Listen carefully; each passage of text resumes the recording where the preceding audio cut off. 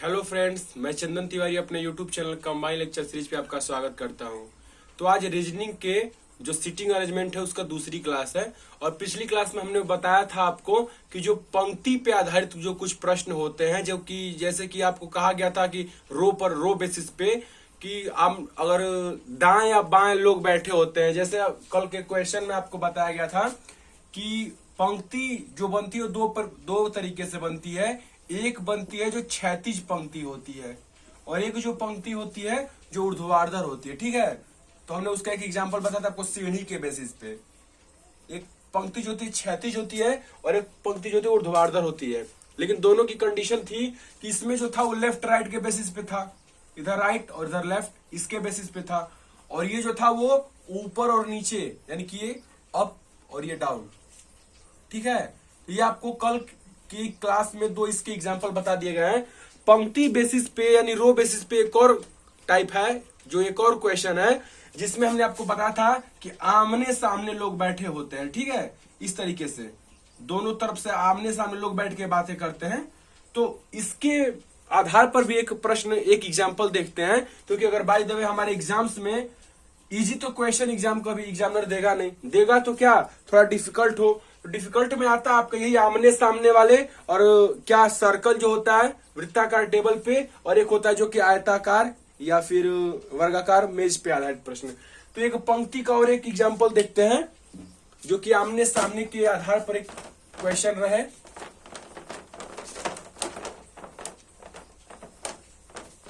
चलते हैं अपने नेक्स्ट क्वेश्चन की तरफ। तो ये है हमारे क्वेश्चन जो कि टाइप पहले के तीसरे, जो टाइप पहले में हमने दो क्वेश्चन बताए, तो टाइप फर्स्ट का तीसरा क्वेश्चन है। यहां से पंक्ति का तीसरा जो क्वेश्चन है, इसके आधार पर पंक्ति के सारे क्वेश्चंस कंप्लीट होते हैं। अब इसके बाद हम लोग पढ़ेंगे क्या, वृत्ताकार टेबल पर आधारित। तो इसको है जो कि लास्ट है, हमने बताया था जो कि आमने सामने के बेसिस पे होता है, तो उसके बेसिस पे ये क्वेश्चन है। देखिएगा, 8 व्यक्ति ABCDEFGH आमने सामने मुख करके दो पंक्ति में बैठे हुए हैं। तो 8 व्यक्ति जब होंगे तो वो कैसे होंगे, इस प्रकार आमने सामने बैठ गए। और जब आमने सामने बैठे तो इनका मुख क्या था, एक दूसरी की तरफ होगा। ये हो गया, बात समझिएगा। 8 व्यक्ति और आमने सामने बैठे हैं तो उनका कुछ मुख इस तरीके से होगा। जो नीचे होता है उसका राइट ये होता है और लेफ्ट क्या होता है ये, क्योंकि ये हमारी दिशा में होते हैं तो हमारा राइट इनका राइट होता है। जो ऊपर होते हैं उनका जो राइट होता है वो किधर होता है, इधर लेफ्ट होता है, इसका अपोजिट इधर राइट हो जाता है। ठीक है, अब चलते हैं अपनी प्रश्न की तरफ। बैठे हुए हैं, बी जो है ए व सी के बीच में है। बी किसके बीच में है, ए व सी के बीच में है। तो चलिए, ये तो स्टेटमेंट हो गया, बी जो है ए और सी के बीच में है। यहां पर भी सी हो सकता है और यहां पर भी ए हो सकता है। क्यों, क्योंकि बी जो है ए और सी के बीच में है, लेकिन ये नहीं कहा गया है कि ए किधर है और सी किधर है। ठीक है, अब आते हैं नेक्स्ट कंडीशन की तरफ। बी ए और सी के बीच में है, एच के बाएं को दूसरा बी है। समझिएगा, एच के बाएं को दूसरा, अगर हम एच को यहां बैठाते हैं, समझिए, एच को यदि हम यहां बैठाते हैं तो एच के दाएं को दूसरा, क्योंकि एच का जो राइट होगा फर्स्ट एंड सेकेंड। ठीक है, तो राइट नहीं कह रहा, वो लेफ्ट कह रहा है। एच के बाएं को दूसरा बी है, तो एच को हमको इधर ना बैठा के किधर बैठाना होगा, एच को यहां बैठाना होगा, क्योंकि एच का बाएं का पहला ये और बाएं का दूसरा ये। एच के बाएं को दूसरा बी है। तो यार, तो कंडीशन तीन, हमें चार कंडीशन मिल गई, 1 2 3 और 4, जो कि एक सीरीज में होंगे। चाहे ये ऊपर भी हो सकते हैं, चाहे ये नीचे भी हो सकते हैं। ठीक, अब आते हैं नेक्स्ट इसका कंडीशन क्या है। डी के सामने बैठा, एक सेकंड ध्यान से दीजिएगा, एच के बाएं को दूसरा बी है। एच के बाएं को दूसरा बी है, जो यानी कि एच की बात हो रही है, जो डी के सामने बैठा है। डी के सामने मतलब हम डी को चाहे तो नीचे भी बैठा सकते हैं, ऊपर भी बैठा सकते हैं, तो चलिए हम ऊपर बैठा लिए। ठीक, डी के सामने है। देखिएगा, एच के बाएं को दूसरा बी है, जो खुद जो एच की बात हो रही है, जो क्या है, जो डी के सामने बैठा है। एच जो हो गया डी के सामने बैठ गया, आमने सामने ये होता है। ठीक है, ठीक, अगली कंसेप्ट क्या है, अगली कंडीशन, जी ई और एफ के बीच में बैठा हुआ है। अब 3 जगह बच गया, ये तो क्या कह रहा है इसमें, जी ई और एफ के बीच में बैठा है। तो चलिए हम बैठा के देखते हैं। जी जो है जी जो है वो ई और एफ के बीच में बैठा है।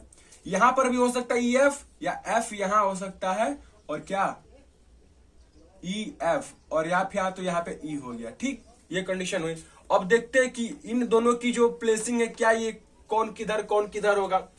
अब एफ के सामने कौन है, एफ के सामने ए बैठा हुआ है।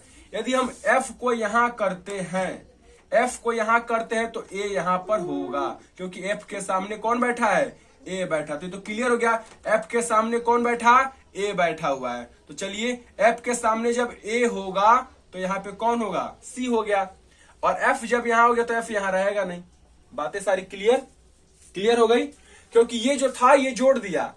इनकी जो प्लेसिंग वो क्लियर कौन किया, एफ के सामने जो है वो कौन है, एफ के सामने ए है। तो एफ को हमने यहां कर दिया। एफ को हम यहां भी कर सकते हैं, क्योंकि एफ यदि यहां होगा तो ए यहां पे हो सकता है। ठीक है, तो यहां से हमने इसको सिटिंग अरेंजमेंट कर दिया पूरा कंप्लीट। देख सकते हैं पूरी सारी कंडीशन फॉलो हो रही है। एक बार 8 व्यक्ति एबीसीडी बैठे हुए आमने सामने मुख करके रो में बैठे हुए हैं। बी ए व सी के बीच में, ए व सी के बीच में बैठा है बी। ठीक है, एच के बाएं को दूसरा बी है, एच के बाएं को दूसरा यानी लेफ्ट को दूसरा बी है, जो खुद डी के सामने बैठा हुआ है। ठीक है, जो खुद डी के सामने बैठा हुआ है। फिर क्या है, जी जो है ई और एफ के बीच में है। जी जो है जी ई और एफ के बीच में है, गुड। और एफ के सामने कौन है, ए है, एफ के सामने ए है। ठीक, फाइनल हो गया, एफ के सामने ए है। तो बताइए, तो पहले इन लोग को बैठा देते हैं यहाँ पे। ठीक है, इन लोग को बैठा दिया जाए यहाँ पे। देखिए कैसे बैठेंगे। हम चाहे तो ये सारी जोड़ी को घुमा के नीचे भी रख सकते हैं, लेकिन यह ज्यादा सुटेबल लगता है कि हम नीचे से स्टार्ट करते हैं, तो हमारा कंफ्यूजन नहीं होता है। कंफ्यूजन कभी होगा इन क्वेश्चन के अंदर। सी हो गया, बी हो गया, ए, फिर एच, डी, एफ, और क्या है जी, और यहां पे ई। ठीक है ना।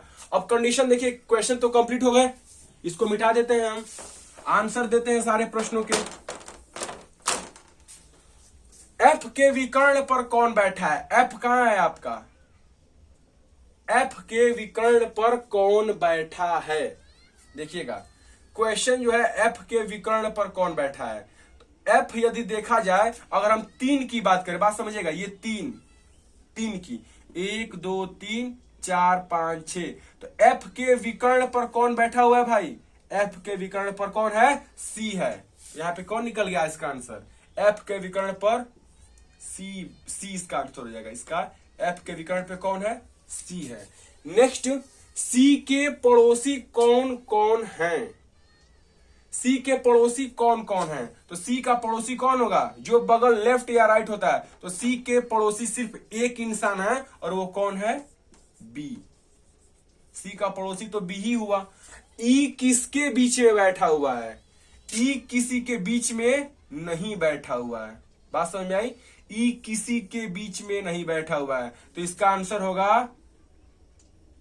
अगर ऑप्शन होता है मान लीजिए कि ए बी सी, तो यहां पे होगा इनमें बीच में नहीं, बीच में नहीं। ठीक है, तो इसका चौथा आंसर हो जाएगा बीच में नहीं, किसी के बीच में बैठा ही नहीं, क्योंकि ई खुद लेफ्ट या राइट बैठा हुआ है। ई तब बीच में होता जब यहां पे बैठा होता। ठीक है, तो ये सारे क्वेश्चन थे। अगर हम चाहते तो इस डायग्राम को, जो एक कंडीशन थी ई और एफ वाली, तो हम इसको थोड़ा सा चेंज कर सकते थे, लेकिन चलिए जैसा ऑप्शन होता है वैसे सिटिंग अरेंजमेंट की जाती है। ठीक है, अगर हम चाहते तो वही आपको बताया ना कि जो यहाँ पे दिया था कि ई एफ के सामने ए बैठा है, तो हम एफ को चाहते तो हम यहां बैठाए होते, और उसके नीचे हम ए को बैठा दिए होते। उस कंडीशन में जी बीच में ही होता, ई उसके अपोजिट हो गया होता, और ई जब अपोजिट होता तो ई के नीचे कौन था, सी हो गया होता, और जी के सामने कौन था, बी था, बी हो गया होता, और सारी कंडीशन उसी तरीके से हो जाती, डी और एच। तो जब ये भी एक कंडीशन होती जो सारी कंडीशन को क्या करती, फुलफिल करती। देखिए ये हो गया, और नीचे से ये हो गया। एक बार मिला लेते हैं फिर से। ठीक है, कंडीशन देखिए, आमने सामने मुख करके बैठे हुए बी ए व सी के बीच में है, बी जो ए व सी के बीच में है, गुड। एच के बाएं को दूसरा बी है, जो किसके सामने बैठा है, ए के डी के सामने बैठा हुआ है, डी के सामने एच बैठा हुआ है, ठीक। जी ई और एफ के बीच में है, जी ई और एफ के बीच में है, तो बैठा हुआ है, तो एफ के सामने ए है, तो एफ के सामने ए भी बैठा हुआ है। फिर तो बताइए, तो यहां से देखिए ये जो हुआ दूसरा डायग्राम बन गया। तो ये जो था पहला, तो हमारे जब क्वेश्चन जब सॉल्व करेंगे तो हमें ऑप्शन जरूर दिया होता है, ऑप्शन को देखते हुए हम ये डायग्राम सुटेबल रहेगा कि ये डायग्राम सुटेबल रहेगा, वहां पे हम देखते हैं। और मान लीजिए पहले वाले में ऑप्शन में, अब यहां से क्या आंसर बनेगा कि एफ के विकर्ण पर कौन बैठा है, एफ का फाइनली विकर्ण कौन है, एच बैठा हुआ है। तो यहां से अब सेकेंड आंसर दे रहे हैं, ठीक है, इसको मिटाते हैं। तो एफ के विकर्ण पर कौन बैठेगा, एफ के विकर्ण पर बैठा हुआ है एच, एफ के विकर्ण पर एच बैठा हुआ है। सी के पड़ोसी कौन कौन है, तो सी के पड़ोसी एच और बी, बी और कौन है, एच, सी के पड़ोसी। ई किसके बीच में है, तो ई जो है जी और डी के बीच में है, जी और डी।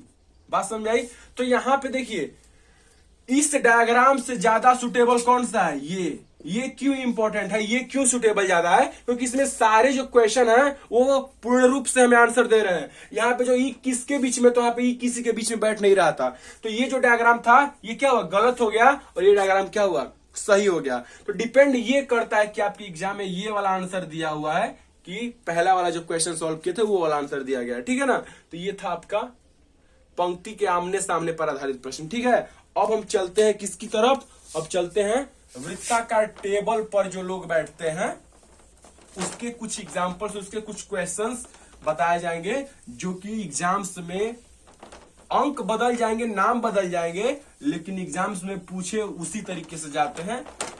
उसको देख लेते हैं कि वृत्ताकार टेबल पर किस प्रकार के प्रश्न आते हैं, ठीक है।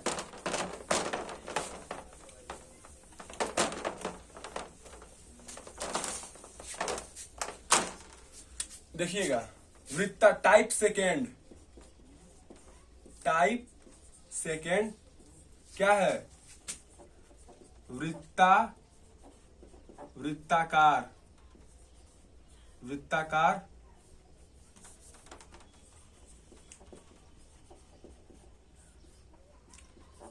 टेबल पर आधारित प्रश्न, वृत्ताकार टेबल पर आधारित प्रश्न जो है टाइप सेकेंड है। इसके कुछ एग्जाम्पल देख लिए जाते हैं जो कि एग्जाम्स में बार बार पूछे जाते हैं। तो इसके जो क्वेश्चन है वो हमारे सामने अभी कुछ देर में होंगे। तो ये कुछ प्रश्न है जो कि टाइप सेकेंड है, वृत्ताकार टेबल पर आधारित प्रश्न है। और हमने बताया था कि वृत्ताकार जो टेबल के आधारित पर जो प्रश्न होते हैं वो दो प्रकार के होते हैं, एक जब वृत्त के केंद्र की ओर मुख करके लोग बैठते हैं, और एक जब वृत्त के केंद्र की ओर नहीं बल्कि अपोजिट दिशा में मुख करके बैठते हैं। इस कंडीशन में हमारा राइट ये होता है और लेफ्ट ये होता है। क्यों? क्योंकि वृत्ताकार टेबल पे जब हम भी बैठेंगे ऐसे खाना खाने के लिए, तो हमारा राइट जो होगा वो इनका राइट है, हमारा जो लेफ्ट होगा वो इनका लेफ्ट होता है। लेकिन जब हम अपोजिट हो जाए, वृत्त के टेबल की ओर बाहर हो जाए, तो उस कंडीशन में जो हमारा राइट था जो इधर था वो इधर हो जाता है, ठीक है। तो जब इस कंडीशन में राइट किधर चला, इधर चला आया, तो राइट इस समय ये बन जाता है और लेफ्ट जो होता है वो ये बन जाता है, ठीक है। तो बस यही कंसेप्ट को पकड़ना है। क्वेश्चन देखिए कैसे सॉल्व होता है।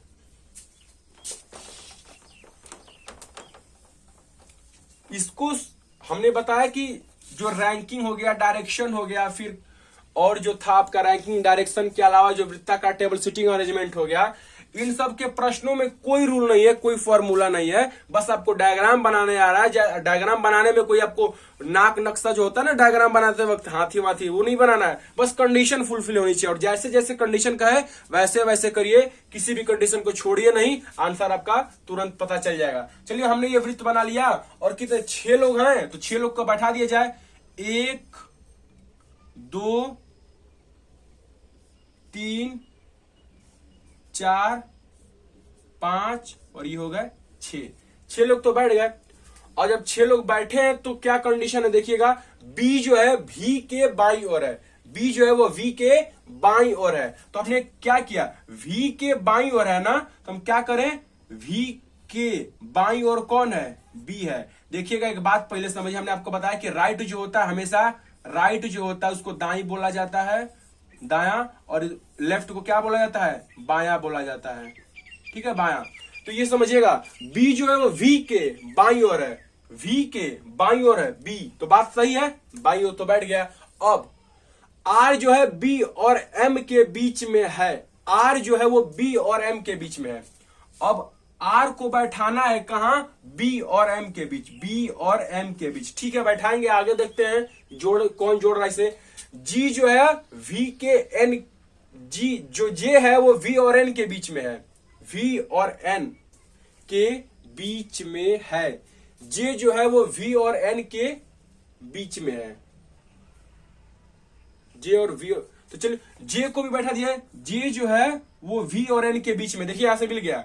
जे जो है वो कहां बैठा है, वी और एन के बीच में, तो यहां पे वी जब बैठा है तो एन कहां आएगा, यहां, क्योंकि जे जो है वी और एन के बीच में बैठा हुआ है। तो देखिए वी और एन के बीच में जे तभी होगा जब एन जे के बाद होगा, अगर, क्योंकि अगर वी और एन के बीच में अगर हम जे को बैठाए तो बी बेचारा अपनी जगह को छोड़ देगा, तो बी को हमें छोड़ाना नहीं क्योंकि ये कंडीशन को फॉलो कर रहा है। तो वी और एन के बीच में जे बैठ गया, अच्छी बात है।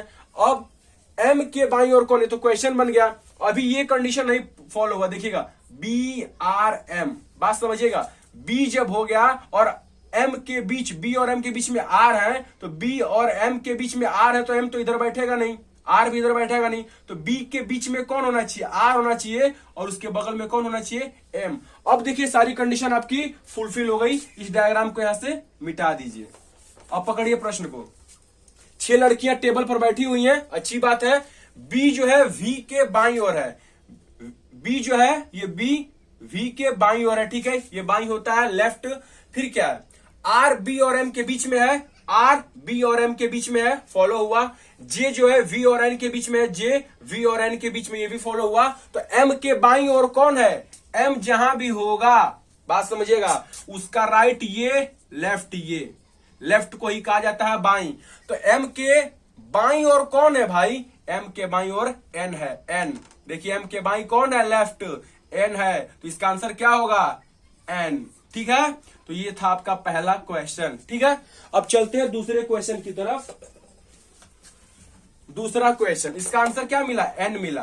तो बात समझ में आई कैसे डायग्राम बनाते हैं। चलिए सेकंड एक बार और क्लियर कर लेते हैं, इसके बाद आपका ये सारी समस्याएं जो हैं टेबल से संबंधित वो क्या हो जाएंगी, खत्म हो जाएंगी। बस आप देखते रहिएगा। इसमें कितने लोग हैं, 6 व्यक्ति हैं, बैठाइए फिर उसी तरीके से 1 2 3 4 5 और 6 लोग तो बैठ गए। अब क्या हुआ, कौन कौन है, P Q R S T U, 6 लोग हैं, ठीक है, वृत्ताकार टेबल पर बैठे हुए हैं, अच्छी बात है। टी और पी के बीच आर है, चलिए यहीं से बैठाते हैं। टी और पी के बीच कौन है, आर है।